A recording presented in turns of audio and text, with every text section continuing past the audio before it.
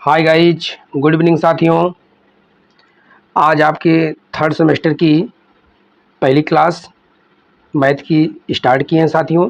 आज का टॉपिक है चर राशियों का गुणनखंड। चर राशियों का क्या है? गुणनखंड। ठीक है साथी, तो आप पहले फैक्टर के बारे में जानिए। पहली बात तो गुणनखंड जानिए। गुणनखंड क्या है, गुणनखंड किसे कहते हैं, ये चीज़ जानिए।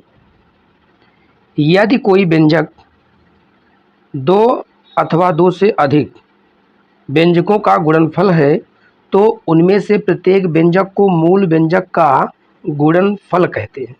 मूल व्यंजक का क्या कहते हैं? गुणनफल कहते हैं साथियों।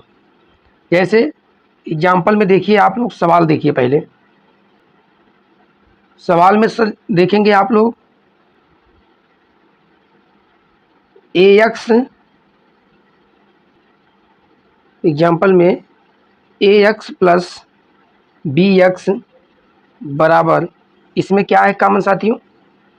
इसमें कॉमन है x को मैं कॉमन कर लेता हूँ तो बचता क्या है? a plus B. तो a प्लस बी क्या है? यह किसका? x a प्लस बी का क्या है? सार्वगुणनखंड है। यह क्या है? सार्वगुणनखंड। यह क्या है? सार्वगुणनखंड है साथियों। ठीक है, अब इसमें आप देखेंगे एग्जाम्पल। तो एग्जाम्पल देखेंगे साथी। अभी तो आपको ये पूरी बातें ऐसे एक सार्वगुणनखंड के बारे में बता रहे थे साथी, लेकिन अब एग्जाम्पल देखेंगे साथियों। एग्जाम्पल में क्या है? अभी जैसे पहला इसमें दिया है, पहला दिया गया है, पहला example A B plus A C plus A D. तो साथियों इसमें कॉमन क्या है? देखिए सब में क्या है कॉमन? ए कॉमन है, तो बचता है क्या यहाँ पर? बी, फिर प्लस सी, फिर प्लस डी। ठीक है साथियों, यही इसका क्या हो जाएगा? आंसर हो जाएगा साथी। ठीक है, यही इसका क्या हो जाएगा? आंसर हो जाएगा। अब सेकंड क्वेश्चन में देखियो, सेकंड क्वेश्चन में है 7 ब्रैकेट में x प्लस वाई का whole cube plus 14 x plus y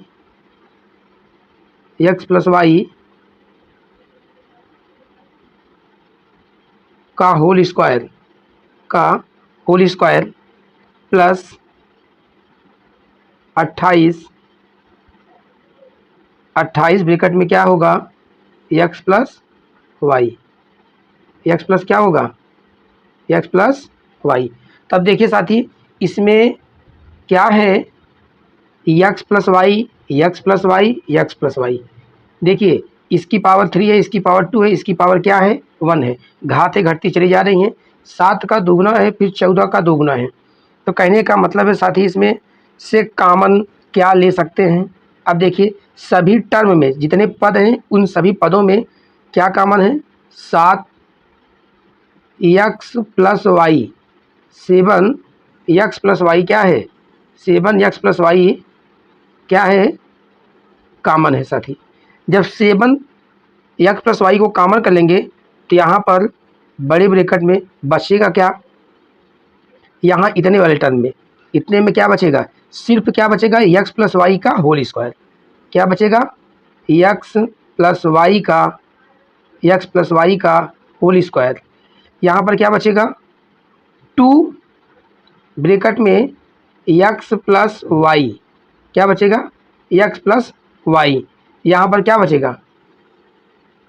x plus Y हो गया। यहाँ बचेगा क्या? 7 जब कॉमन हो गया, 7 चौक 28, तो यहाँ पर बचेगा क्या साथी? 4। यह आपका जो है आंसर हो जाएगा साथी। ठीक है, इसी तरीके से अगले क्वेश्चन पे, तीसरे वाले पर साथी चलते हैं। अब इतना आप लोग को जरूर समझ में आया होगा साथियों। सिर्फ क्या करना है? कॉमन ही लेना है। ठीक है, और कुछ नहीं करना है। कॉमन ले करके जो कॉमन हो रहा है कॉमन कर लीजिए, और जो बचता है वही उसका क्या हो जाएगा? गुणनखंड हो जाएगा। वही उसका क्या हो जाएगा? फैक्टर। अब देखिए साथियों, तीसरे क्वेश्चन पे चलते हैं।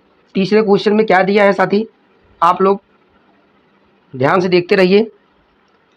यक्स का क्यूब क्या दिया है, यक्स का क्यूब ब्रैकेट में a square minus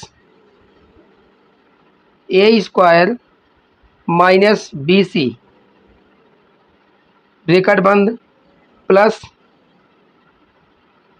3x square bracket में a square minus b c का होल स्क्वायर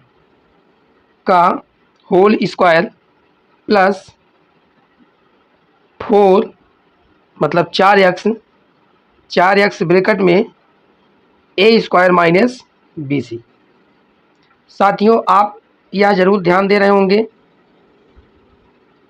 कि अंदर ब्रैकेट में ए स्क्वायर माइनस बी सी, देखिए ए स्क्वायर माइनस बी सी, ए स्क्वायर माइनस बी सी, ए स्क्वायर माइनस बी सी यह दिया है। लेकिन सब में क्या है साथी, यक्स क्या है, कॉमन दिख रहा है।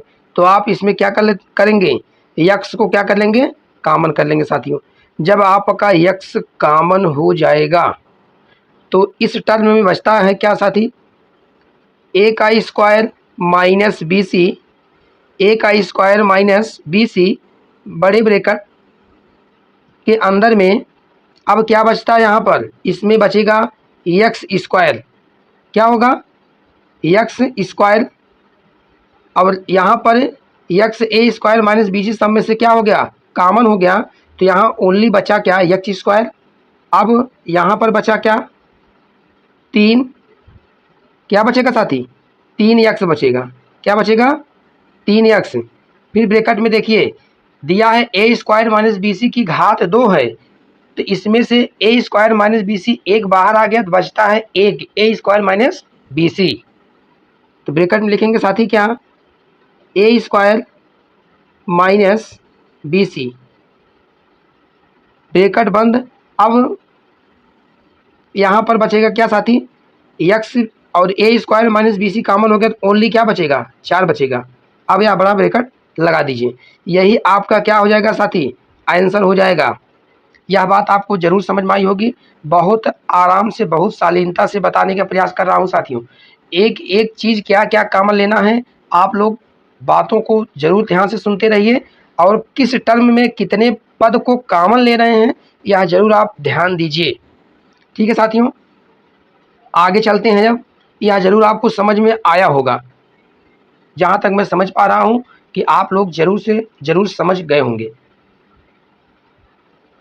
अब साथियों अगला क्वेश्चन है 5.41 गुणे 4.36 है, सॉरी 4 दशमलव क्या है 36, क्या है साथियों 36 माइनस 3.23 क्या है 3.23 गुणे 5.41 माइनस 5.41 गुणे 1.13। अब देखिए साथियों, ध्यान से आप लोग इसमें देखते रहिएगा, मैं अभी जस्ट बताऊंगा आप क्या कॉमन लेना है। देखिए 5.41 मैं जितना यहाँ गोला कर रहा हूँ इसको देखिए, फिर क्या है यह टर्म गुणा के साथ है, इसमें जो है इस दोनों में क्या है और इसमें क्या है, और यह यहाँ पर जगह नहीं था तो यहाँ पर लिख दिया हूँ साथियों, यह इसके साथ में है। तो इसमें क्या आपको कॉमन लग रहा है, कॉमन देखिए 5.41 इसमें भी है, इसमें भी है, इसमें भी है। ठीक है, 3 टर्म दिए गए हैं मल्टीप्लिकेशन के साथ में, तीनों टर्म में 5.41 यह टर्म आपका कॉमन हो रहा है। क्या है 5.41 आपका क्या हो गया साथियों, कॉमन होगा। अब यहाँ पर बचता क्या है आपका, यहाँ पर बचेगा साथी क्या,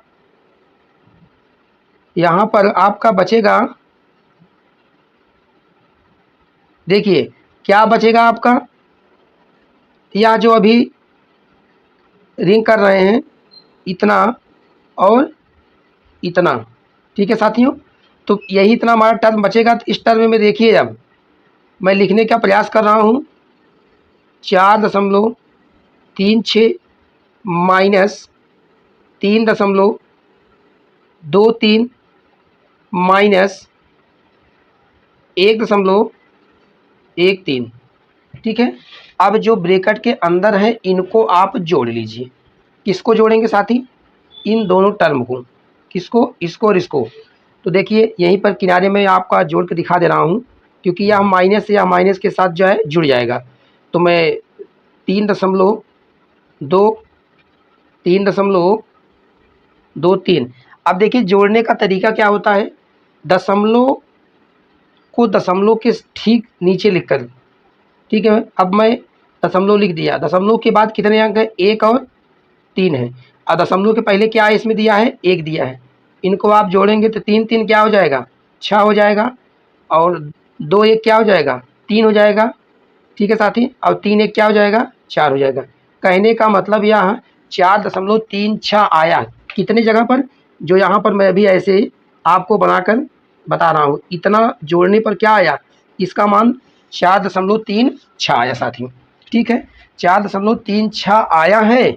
तो अब देखिए साथी इतना 4.36 पहले से है, ठीक है, 4.36 यहाँ पर पहले से है। अब इन सब का मान आपको पता चल गया है कि हमको जोड़ने पर क्या आया है, इतना 4.36 आया है साथी। अब चलिए ठीक है, इसको मैं इरेज कर देता हूँ। अब आप लोग देखिए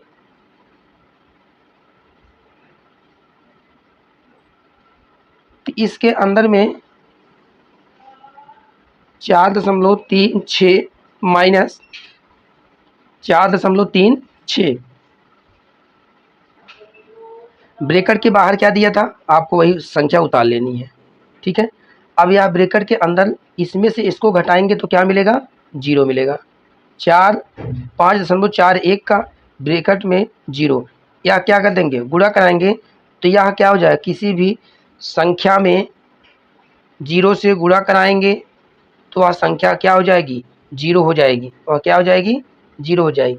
चाहे संख्या वह धनात्मक हो, चाहे ऋणात्मक हो, चाहे दशमलव में हो, चाहे पूर्णांक में हो, किसी भी संख्या में अगर 0 से गुणा कराएंगे तो वह संख्या 0 हो जाएगी, ठीक है साथियों।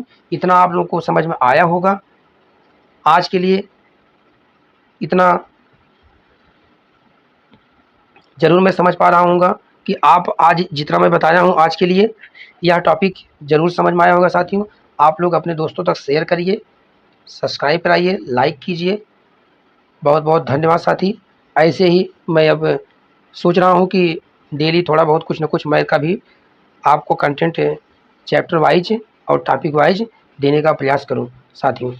बहुत बहुत धन्यवाद। All the best.